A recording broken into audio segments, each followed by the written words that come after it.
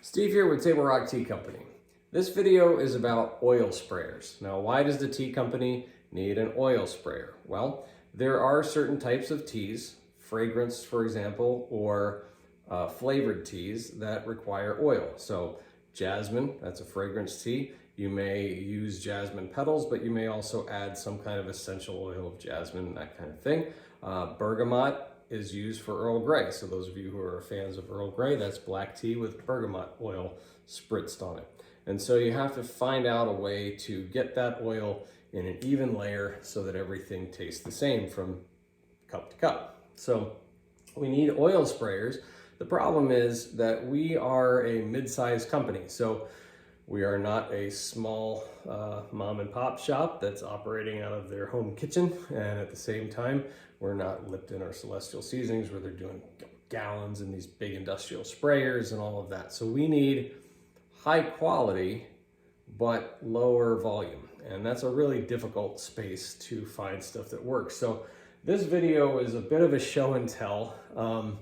And not maybe a review so much, but some of you at home may need to look at an oil sprayer for olive oil for your cooking, for example. So this is appropriate for that as well. Anything that would require spraying of an oil. Most of the ones that we have bought so far have been disappointing, and I wanted to point those things out to you. So behind me here, I've got a display of several different types of sprayers that we have tried for use on tea to dispense oil. Oil is different than water, obviously, they separate, but the valves and the way that the sprayers work are designed differently to handle the more viscous oil. Well, we specifically look up oil sprayers, and like I said, we've been disappointed in most of them. So I'll kind of go through. They're ordered from cheapest to most expensive, okay? But we'll start here. So this is a very simple pump sprayer. I'll hold it up against my white shirt. It's the kind that you would spritz for, say, perfume or insect repellent. This is actually pretty good for small volumes. I believe this is a 2-ounce vial that's hooked onto it. So far, this has been okay. This is just a plastic pump mechanism though. And I suspect that the longevity of this will not be great. We just got this. So like I said, it's working fine so far, but I don't anticipate that it's gonna last very long. We'll see. After that is a little bit of a one-up for it, and it's a trigger pump. We have not tried this yet. We are hoping that this might be a little more robust, but again, it's plastic. Not sure that that's gonna be very durable for any kind of production purposes, but holds a little more volume than I think this is like a 4-ounce, something like that. But again, it'll work for the small amount of oil. If you want to do, say, a test batch or something like that, you want to do a sample run to see if you've got your formulation right, see if you've got the right amount before you do an actual production run. So that's the next step up. Then this one, I will tell you, this is the most disappointing. So we go from $5 on those little guys to about 25 bucks for this. And this is an Evo oil sprayer. We got it off of Amazon. We bought 2 of these. Both of these broke super quick. And you can actually see, I don't even know what this thing is doing, some funky thing. But yeah, this is touted as this great oil sprayer. Got great Amazon reviews. This thing conked out on us, I think, the first day we used it. We switched to the second one. It might have lasted a couple of days, and here we are again. So this is the worst. I think right now our crew was using this. They have to hold it upside down in order to spray. I would definitely not buy this, regardless of what those reviews say. The Evo oil sprayer didn't work for us anyway. So then we jumped up to this guy. This is an auto lock, battery powered airbrush. So we thought, okay, well, you know, that's a nice fine mist. We could do that, fill the hopper and spray it all over. A couple of things on this. Now we jump up to about 75 bucks.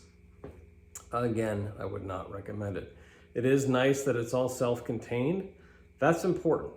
Now, those of you who are in the industry side, so our level of production where you're actually selling to the public, if you use compressed air in your processes that is coming from an air compressor, that air has to be filtered and tested. That's a USDA thing. So with this, because it's actually not a separate compressor, it is just all self-contained, so we're not hooking to a hose through an air compressor where there could be condensation in the line and therefore mold and whatever can grow in that condensation. We're able to use this type of airbrush. It will definitely spray the oil because it's made to spray paints, but here's the problem. It actually is too strong of a spray. So what happens is when you get close enough, you can kind of hear it, it blows all the leaves away. And so it did not work very effectively for doing these small test runs and things like that. So a bit of an experiment, but I think this will be going on eBay or something like that. If you want it, let me know, I'll sell it to you cheap. But yeah, so this air sprayer by Airlock didn't work for our purposes. Not bad probably for its intended use, but certainly not good for doing oil flavorings on tea. So this guy prompted this video. This one is our newest purchase. I will say I have not used it yet.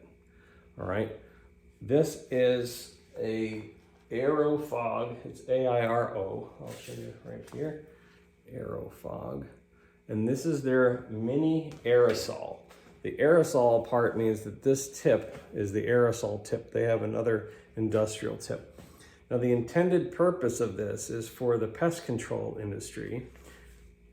Obviously we're not using it for that, but it's all food grade components. So this is a stainless steel. This is the smallest one that they make. It is a 500 ml or 16 ounce, if you could see that on there.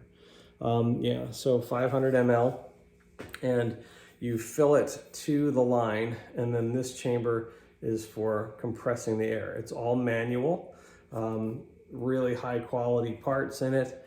And so again, because it's a manual pump, we're not hooking up to a compressor.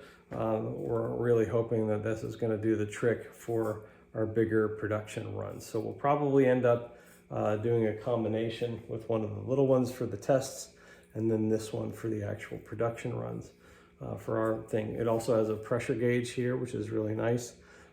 So you can release the pressure to unscrew the cap and reload it and that kind of stuff. So looking forward to it. This gets really pricey. This is about like 250 bucks, okay?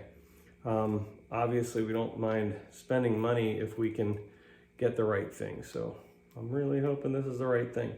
I'll let you know, maybe do a review after we do its maiden voyage. But so far everything looks great as far as the quality of it.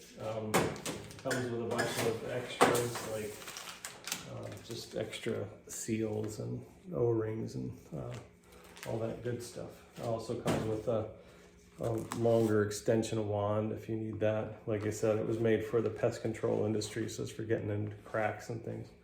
So we'll use it strictly for food grade product, and hopefully that'll work. So hope that gave you a little bit of an overview of the different sprayers for oil that are out there. They are definitely, they run the gamut from price to function for sure.